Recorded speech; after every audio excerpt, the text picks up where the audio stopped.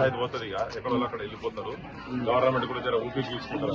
State మొత్తం తెలంగాణ రాష్ట్రం మొత్తం ఫోకస్ అయిపోతున్నది. ఇక్కడ మొత్తం ఆర్టీసీ సమ్మెతోటి ప్రతి ఇంటి వాళ్ళు ఈ సమ్మె సంగతి ఏంటిదనేది వాళ్ళు కూడా ఎంక్వైరీ చేసేది వస్తున్నది. గవర్నమెంట్ మీద కూడా ఒత్తిడి అట్లనే ఉన్నది. జనం కూడా దీని మీద ఫుల్ ఫ్లెజ్ గా ఉన్నది. ఎంప్లాయీస్ కూడా ఆర్టీసీ ఉద్యోగస్తులకు కూడా అసలు ఏం చెప్పబోతున్నారు. ఇప్పుడు క్యాబినెట్ మీటింగ్ వాళ్ళు ఇద్దరు కలిసే మీటింగ్ ఒకటి జరిగింది కదా, అసలు దాంతో ఏం జరుగుతుంది, దీంతో నన్ను ఒత్తిడి చేసి వాళ్ళ సమస్యలు పరిష్కరింపబడతాయని ఇవంతా అంటే మల్టీ దిక్కల యాంగిల్స్ కి వెళ్ళి ఫోకస్ అయితే మాత్రం శంకర్రావు గారి ఈ చుట్టూ జరుగుతూ ఉంది. సో దీంట్లో ఏంటంటే వాళ్ళ కూతురు చెప్తున్నది మాకైతే ఇష్టం ఏంటంటే 30 ఏళ్ల నుంచి తన ఒక జాగాలో పనిచేసింది. మాకు కొన్ని సెంటిమెంట్స్ ఉన్నాయి. అట్లీస్ట్ ఆయన మేము అక్కడ 30 ఏళ్ల నుంచి అక్కడనే ఉంది కాబట్టి ఒక అనుబంధం ఒక సంబంధం అక్కడ ఉన్నది కాబట్టి ఆ ప్రాంతంతో అక్కడ పోయి మేము ఒక్కసారి ఆ డిపోకాడ పెట్టుడు లేకపోతే వాడపంటి నర్సంపేట తిరుగుతున్నాడు. అది కూడా సొంత ఇల్లు కూడా లేదు. అంటే ఇప్పుడు ఉద్యోగస్తుల పరిస్థితి ఎట్లున్నదని చెప్పేందుకు ఇది ఒక పెద్ద ఉదాహరణ శంకర్ గౌడ్ గారికి కూడా. అంటే కనీసం సొంత ఇల్లు కూడా కట్టుకోలేని పరిస్థితి. ఎందుకంటే వీళ్ళు టైంకు పీఆర్సీలు ఇవ్వలేదు. ఇప్పటిదాకా 2 పీఆర్సీలు పెండింగ్లు ఉన్నాయి. ఇది ఒక్క శంకర్ గౌడ్ గారికి కాదు, మొత్తం ఆర్టీసీలో ఉన్నటువంటి వాళ్ళందరి సమస్య ఇప్పుడు తన సమస్యలు వచ్చి ఒక కిరాయిలు అది కూడా నర్సంపేట మళ్ళీ నర్సంపేటలో ఉంది. సో ఆ సెంటిమెంట్ కనీసం మేము అక్కడ తీసుకుపోయి అక్కడ ఒక 10-15 నిమిషాలు ఇక్కడ దిప్పుకొని వస్తాం. మా కార్మికులు అందరూ అక్కడ ఉంటారు. ఆయన లాస్ట్ వీక్ చూస్తారు. ఆడ తనకు కూడా ఒక ప్రాంతానికి మనకు ఒక ఎఫెక్షన్ ఉంటుంది. సేమ్ ఇట్లా ఇప్పుడు జనం చూసేందుకే సాధారణ చనిపోయినప్పుడు కూడా ఎల్బీ స్టేడియంలో పెట్టాలని ఆలోచన చేస్తే కేసీఆర్ ప్రభుత్వం అసలు ససేమిరా అంటే ఒత్తిడితో పోయి ఆడికి పోయి మనందరం ఉన్నాం. ఆ రోజు రాత్రి అంతా అక్కడ పెట్టి తెల్లారి వరకు అక్కడనే ఉంచి తెల్లారి తీసుకొని పోయినాం కదా. అదొక సెంటిమెంట్. మరి ఆ సెంటిమెంట్ ఎరికే ముఖ్యమంత్రి కూడా తెలుసు కదా. మరి వీళ్ళు కూడా 30 ఏళ్ళు అక్కడ ఉన్నాడు కాబట్టి అక్కడ పని చేసింది కాబట్టి ఒక్కసారి అక్కడ తీసుకొస్తామంటే కూడా ఒప్పుకోకపోయిందని నాకు ఏదైతే విచిత్రంగా ఉన్నది. ఇంత పెద్ద పోలీస్ ఫోర్స్ ఒకవేళ చెప్తున్నారు కొన్ని కారణాలు. ఆ డిపోలో మీకు పెట్రోల్ పంప్ ఉన్నది, పక్కకు ఆయిల్ ట్యాంకర్స్ ఉన్నాయి. ఆయిల్ ట్యాంకర్స్ తీసి వేరే దగ్గర పెట్టొచ్చు. బస్సులు ఉన్నాయి. ఓకే, వాళ్ళ కుటుంబ సభ్యులు వాళ్ళని తీసుకొని పోయి అక్కడ తీసుకుపోయి పెట్టేందుకు తీసుకురావచ్చు కదా. అంత అసమర్థంగా అంటే పోలీస్ పవర్ ఇప్పుడు ఇక్కడ ఉన్న ఈ జనంకు వీళ్ళు ఆపలేని పరిస్థితులు ఉన్నట్ట. సో అది ఎక్కడ ఏంటంటే కొంచెం వీళ్ళు కూడా అర్థం చేసుకొని అసలు గవర్నమెంట్ కూడా ఇమీడియట్ గా అంటే ఎందుకు పడుతున్నారు అర్థమైంది. అంటే చనిపోయిన తర్వాత కూడా తెలంగాణలో ఆఖరి కోరికలు జనాల కోరికలు ఎప్పుడైతే ఆంధ్ర ప్రభుత్వంలో సాయి అని యూనివర్సిటీలో ఫస్ట్ సాయి ఇంజనీరింగ్ కాలేజీలో సూసైడ్ చేసుకున్నప్పుడు నా శవాన్ని అది అమరుల స్థూపం దాకా తీసుకుపోవాలి. ఎందుకంటే అప్పటిదాకా ప్రభుత్వాలు ఒప్పుకోలేకుంటే చనిపోయినాకైనా తీసుకుపోవాలంటే అప్పుడు మేము జిద్దుతోటి తనను అమరుల స్థూపం దాకా తీసుకుపోయాం ఆ శవాన్ని.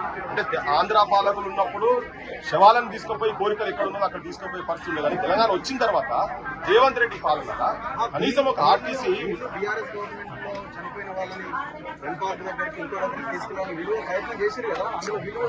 వీళ్ళు ఉన్నారు. నేను అదే అంటారు. అంటే గద్దర్ లేని ఉదాహరణ అందరూ చెప్తున్నా. గద్దర్ ఒక పెద్ద ఎగ్జాంపుల్ కదా. అందుకనే గద్దర్ ఉదాహరణ తీసుకుంటున్నా. అప్పుడు మరి పోయినాము ఎంబడి నేను కూడా ఎంబడి మేమంతా కలిసిపోయినాం కదా. ఆడికెళ్ళి వాళ్ళు వద్దంటుంటే ప్రొసెషన్ కూడా ఎల్బీ స్టేడియంకి వెళ్ళి ట్యాంక్ బండి దాకా ప్రొసెషన్ తీసుకొచ్చినాం. అక్కడ నుంచి ప్రొసెషన్ ఆయన ఇంటి దాకా భూదేవి నగర్ దాకా ప్రొసెషన్ తీసుకుపోయినాం కదా. మేమంతా కలిసి ఉన్నాం. అప్పుడు ఆయన సీతక్కుండే మా ఎంబడి రేవంత్ రెడ్డి ఉంటే చాలా మంది ఉన్నారు కదా. మేమంతా కలిసి ఒకటే కారణమైన మళ్ళీ దాని ఇంకా కూడా పోయిన వాళ్ళం. మరి ఇవాళ సేమ్ నువ్వు ముఖ్యమంత్రి అయిన తర్వాత నువ్వు చేస్తున్న పని ఏంటిది? ఇలా నువ్వు కూడా వాళ్ళ హక్కులు కాలరాస్తున్నావు కదా. ఇది ఒక చిన్నది ఏంది ఆ దాకా తీసుకుపోయి ఒక్కసారి సో ముఖం చూపించి ఆత్మ అంటే నిజంగా ఉంటుంది, రిలీఫ్ ఉంటుంది కదా. అది తిరుగుతా అయ్యో నేను ఇక్కడ పని చేసినా ఒక ఆత్మ సూపులు చూసుకుంటుంది. గవర్నమెంట్ 10 లక్షలు ఇచ్చినాం ఆల్రెడీ. 10 లక్షలు ఇవ్వబోతున్నాం. ఎమ్మెల్యే 5 లక్షలు. ఇవే ఎక్కువ అనే ఆలోచనతో ఉన్నట్టు కనబడుతున్నట్టు పోలీసులు అంటేనే ఉన్నతాధికారులు ఎవరో మాట్లాడుతున్నారు. లేదు 15 లక్షలు వచ్చినాయి వాళ్ళకి ఏందో బాగా ఆయన రిటైర్మెంట్ బెనిఫిట్సే అందుకన్నా డబ్బులో 3 వస్తాయి కావచ్చు. అవన్నీ మనం చూడలేదా? ఏం పిచ్చవా ఏమన్నా 10 లక్షలు 15 లక్షలు ఇదంతా. అసలు వాళ్ళు మొత్తం బాధ్యత వహించి ఇమీడియట్ గా సాగుతూనే కంప్లీట్ గా ఇప్పుడు ఎవరెవరికైతే ఆర్టీసీలో ఉన్నటువంటి వాళ్ళందరూ రిటైర్ అయిన వాళ్ళందరికీ కూడా వాళ్ళ రిటైర్మెంట్ బెనిఫిట్స్ రావాలి. 2 పే స్కేల్స్ ఇమ్మీడియట్ గా వాళ్ళకు ఇవ్వాలి. అటువంటి ఏమైనా చేయాలి. ఇమ్మీడియట్ గా గవర్నమెంట్ లో విలీనం చేయాలి. ఏంది వాళ్ళు పెట్టింది కదా ఈ ప్రైవేటీకరణ. ఇప్పుడు ఇక్కడ కూడా కొన్ని శక్తులు వచ్చి నానా కథ రవాస చేస్తున్నారు కదా. అసలు ఈ ప్రైవేటైజేషన్ పాలసీ ఎక్కడికి వచ్చింది? ఢిల్లీకి వచ్చింది కదా ఈ పాలసీ అంతా. ఎలక్ట్రికల్ వెహికల్స్ అనేది ఇప్పుడు మేరా కృష్ణారెడ్డి అంటే తీసుకొచ్చి ఇక్కడ కొన్ని 100 బస్సులు ఆల్రెడీ ఉన్నాడు. ఇలా ఆర్టీసీని మొత్తం ప్రైవేటీకరణ చేసి నాశనం పట్టించి వీళ్ళ ఉద్యోగాలు మొత్తం ఢిల్లీలో జరిగింది కదా. వీళ్ళ ఉద్యోగాలు మొత్తం ఇక్కడ ఇంప్లిమెంట్ చేస్తున్నారు ఒత్తిడి చేస్తున్నారు. దీంట్లో కూడా కుట్ర ప్రజలు అర్థం చేసుకోవాలి. ఎందుకంటే ఈ రోడ్ల మీద స్ట్రీట్ డ్రామాలు కాదు జరగాల్సింది, పాలసీస్ వల్ల జరగాలి. ఇప్పుడు ఇక్కడికి వచ్చి గిరి చేసిన కరెక్ట్ కాదు. ఇదంతా ఒక సెంట్రల్ మినిస్టర్ స్థాయి ఉన్న తర్వాత నేను క్రిటిసిజం గురించి చెప్తాను, నేను వాస్తవం చెప్తున్నా. జనానికి కూడా అర్థం కావాలి ఇదంతా అసలు ఏం జరుగుతున్నది, ఎవరు ఏం చేస్తున్నారు, ఈ పాలసీస్ ఏంటి, కథ ఏంటి అనేది ఆడబోయి కొట్లాడాలి కదా, ఒడి దగ్గర పోయి కొట్లాడాలి. లేదు నీ మొత్తం పార్టీ మొత్తం కంప్లీట్ గా ఇలా స్ట్రీట్స్ మీద రాండి, ఎట్లా నువ్వు మొత్తం మేనిఫెస్టోలో ఏవైతే పెట్టినావో అవన్నీ అమలయ్యేదాకా అసెంబ్లీలో పోమని చెప్పండి, మేము ఆఫీస్ అటెండ్ చేయమని చెప్పండి. ఆ పనులు చేయాలి కదా. ఇక్కడికి వచ్చి చేసే నాకు ఎంతో విచిత్రం అనిపిస్తుంది. ఎక్కడ వై రేవంత్ రెడ్డి ఎందుకు ఆయన సైలెంట్ ఉన్నాడు, ఏదో ప్రకటన చేసినట్టున్నాడు, అంతవరకే పరిమితమైంది. మంత్రి పొన్నం ప్రభాకర్ అందరితో మాట్లాడి మా ఫోన్ నెంబర్స్ కూడా తీసుకున్నారని కుటుంబ సభ్యులు చెప్తున్నారు. మరి ఇంతవరకు కాల్ చేసింది కూడా లేదట. రేవంత్ రెడ్డి పెద్ద ఉత్తముడా, 16 ముక్కలు నరికినటువంటి బెల్లిలతో నరికినప్పుడు చంద్రబాబు వెంబడి ఉండే కదా. చాలా మంది ఇక్కడ దమనకాండ అయినప్పుడు ఆయన ఆంధ్ర పాలకుల చేతుల్లో ఉండే కదా. తెలంగాణ పిల్లలు ఆత్మహత్యలు చేసుకుంటుంటే ఈయన పేరు రాసి కూడా చాలా మంది ఆత్మహత్యలు చేసుకున్నారు. అప్పుడు అలానే ఉన్నాడు కదా. అందులో ఇది ఒక ఖాతాలో ఇది ఒకటి ఆయనకు ఒక 1200 మందిలా ఇది కూడా ఇప్పుడు నిరుద్యోగులు కూడా వచ్చిన మంది ఆత్మహత్యలు చేసుకుంటారు. ఆయన అట్లా అనుకుంటున్నాడు.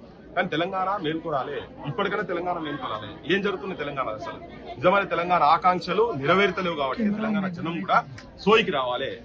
రేవంత్ రెడ్డి కేవలం అదే అనుకుంటుంది. ఏం ఫరక్ పడుతుంది, ఇది అయిపోతుంది, శవాన్ని తీసుకుపోతారు, ఇలా దలగ పెడతారో బొంద పెడతారో అది అయిపోతుంది, రేపటి నుంచి మర్చిపోతారు. వాళ్ళ ఇంట్లో కూడా అదే ఉంది కదా. ఇడికి కదిలితే రేపు ఏంది పరిస్థితి అంటే తెలంగాణలో సావులకు విలువలేదు. ఇదే వేరన్నా బయట దేశాలలో ఏదన్నా ఇక్కడ ఒక చిన్న చావు జరిగితే దేశం మొత్తం కదులుతుంది. కానీ ఈ మన ప్రాంతంలో ఇంత చైతన్యం ఉన్నటువంటి ప్రాంతంలో ఇది జరుగుతలేదు. ఒక దిక్కు రిప్రెషన్. ఇప్పుడు పోలీసులు కూడా చాలా మందికి ఇన్ఫార్మల్ గా మాట్లాడేటప్పుడు వాళ్ళు కూడా అందరూ లోపల బాధపడుతున్నారు. అరే ఇది ఎక్కడ కదా, ఇది ఇంత ఘోరంగా ఉంటుంది. కానీ వాళ్ళేంది, వాళ్ళ ఆర్డర్స్ పాలిటిషియన్ ఆర్డర్ ఎట్లా ఇస్తే అట్లనే కదా.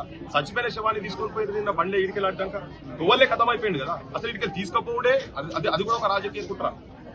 ఆ ఇంటర్నల్ తెలిసిందే. రెవెన్యూ మంత్రి, హెల్త్ మంత్రి ఇద్దరు కలిసి లోకల్ ఎమ్మెల్యేతో మాట్లాడి ఇక్కడ వరంగల్ ఉంటే ఇదంతా ఆర్టీసీలు అందరూ ఒక దగ్గరకు వస్తున్నారు, ఇదంతా పెద్ద లులికెక్కట్టున్నది, అది ఉంటుంటే పోతే నువ్వైతే ఫస్ట్ సార్ తీసుకోబట్టి తువ్వలే కథం అయిపోయింది.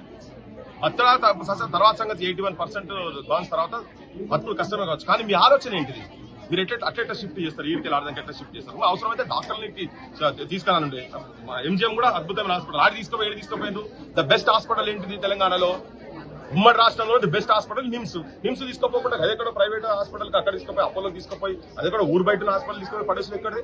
అంటే మనుషులకు విలువ లేదు. అంటే వీళ్ళకి ఏంటంటే బరి తెగిస్తున్నారు. ముఖ్యమంత్రి, ప్రభుత్వము, రాజకీయ వ్యవస్థ మొత్తము భ్రష్టు పట్టి ఉన్నది కాబట్టి వీళ్ళు చచ్చిపోతున్నారు. వీళ్ళు కాదు సావాల్సింది. వీళ్ళు ఓట్లేసి గెలిపించినటువంటి ఎమ్మెల్యేలు, వాళ్ళ పాలసీస్, ఈవెన్ ఆపోజిషన్ పార్టీలు కూడా అరే మరి నువ్వు మేనిఫెస్టోలో పెట్టినావు కదా, ఎందుకు నువ్వు ఇంప్లిమెంట్ చేస్తున్నావు వాళ్ళు కొట్లాడాలి కదా. వాళ్ళందరూ ములాఖాత్ అయింది కాబట్టి ఇటువంటి సాగు తెలంగాణ వాళ్ళు ఇంప్లిమెంట్ చేసిన వాళ్ళే కదా ఇదే పాలసీ ఇంప్లిమెంట్ చేసి దాంట్లో 34 మంది చచ్చిపోయారు కదా. లాస్ట్ గవర్నమెంట్ లో 34 మంది చచ్చిపోయారు. 3 కౌంట్ ఎక్కువ ఉన్నది. ఇంక ఇక్కడ ఇంతమంది లాస్ట్ గవర్నమెంట్ చేసి అంటే ఎంత ఘోరంగా. అసలు సంఘాలంటే యూనియన్లు లేవు, మనలు లేవు, ఎవడు నా ముంగడ మాట్లాడద్దు, అసలు చర్చలే లేవు. నా ఇంటికి కూడా రావద్దంటే ఆడోళ్ళు పాపం ఎంప్లాయీస్ వాళ్ళ కుటుంబాలను తీసుకుపోయి కాళ్ళు లేలబడ్డారు. ఒక్కొక్కరి దగ్గర టీఆర్ఎస్ నాయకుల దగ్గర పోయి కాళ్ళు లేలబడ్డారు కదా. అప్పుడు చూసినాం కదా, సమాజం చూసింది కదా. కవి చూసే కడుపు మండి వీళ్ళు పాపం ఆర్టీసీ బస్ లో ఈయన వచ్చిన తర్వాత ఈ రేవంత్ రెడ్డి వీళ్ళ మీటింగ్ల కాడికి వచ్చి కూడా ఇవన్నీ నేను అమలు చేస్తా, మీరు బేఫికర్ ఉండండి, మీ సంఘం ఉంటుంది, మీరు గవర్నమెంట్ లో ఇంప్లిమెంట్ చేస్తాం, నేను విలీనం చేస్తామని చెప్పి చెప్తే కదా వీళ్ళందరూ బండ కూర్చున్న ప్రతి ఒక్కరిని బతిలాడి చెప్పి కూరగాయలు అమ్ముకున్న కాడికి మొదలు పెడితే విద్యార్థులకు అందరికీ చెప్పి ఓట్లు వేపించి గెలిపించినాక మొండి చెట్టు చూపించి ఓడదాటదాకా ఓడమల్లన్న, ఓడదాటినాక ఓడమల్లన్న చందం లెక్క బరాబర్. ఈ రేవంత్ రెడ్డి కూడా క్లియర్ కట్ గా అధికారంకి వస్తేందుకు ఏ గడ్డి అనేది తింటామంటేందుకు అధికారంలోకి వచ్చిండు. కానీ ఇప్పటికైనా సావులు జరుగుతుంటే కూడా వీళ్ళకు కనీసం కొంచెం కూడా ఎక్కడన్నా కొద్దిగా కూడా అరే వాళ్ళ కుటుంబ సభ్యులు అన్నట్టు ఒక్కట్లేదు. ఇప్పుడు చెప్తున్నది ఎంత సిన్సియర్ గా ఆయన పోయి డ్రైవింగ్ చేసి వచ్చేదని ఒక్క కంప్లైంట్ లేదు. ఇంతమంది ఉన్నారు కదా కార్మికులు, ఒక్క దగ్గర కూడా ఎవ్వరు కూడా తన మీద తన డ్రైవింగ్ విషయంలో కానీ ఎక్కడ కూడా ఇంత కంప్లైంట్ లేకుండా మాట్లాడుతారు కదా. మరి ఇటువంటి వజ్రాల సొంటలు డ్రైవర్లు పెట్టి ఇప్పుడు ఏం చేస్తారంటే వీళ్ళు ఈ ప్రైవేటీకరణ తర్వాత మేఘా కృష్ణారెడ్డి బస్సులు బయటకు వెళ్ళి వచ్చిన తర్వాత ఈ ఒరిస్సాకి వెళ్ళి ఛత్తీస్గఢ్కి వెళ్ళి ఇటు బయట దగ్గరికి వెళ్ళి తీసుకొచ్చి వీళ్ళు ఇక్కడ నౌకర్లు ఇస్తారు. నౌకర్లు ఇవి కూడా నౌకర్లు పోతాయి. అవన్నీ కాపాడుతుందికే ఈయన చేసేది. కానీ ఆఖరి కోరికలు వాళ్ళ కుటుంబ సభ్యులు రిక్వెస్ట్ చేసినట్టుగా అక్కడ చేసేది ఉంటే మంచిది, లేకపోతే ఇది తెలంగాణ మొత్తం మేము కూడా ఎండగడతాం. రేపటి నుంచి మనం కూడా చెప్తాం కదా, ఇదంతా చచ్చిపోయిన తర్వాత కూడా ఆఖరి కోరికలు కూడా నెరవేర్చినటువంటి పాలన, దుర్మార్గ పాలనలో మనం ఉన్నామనే చెప్తాం. Thank you very much.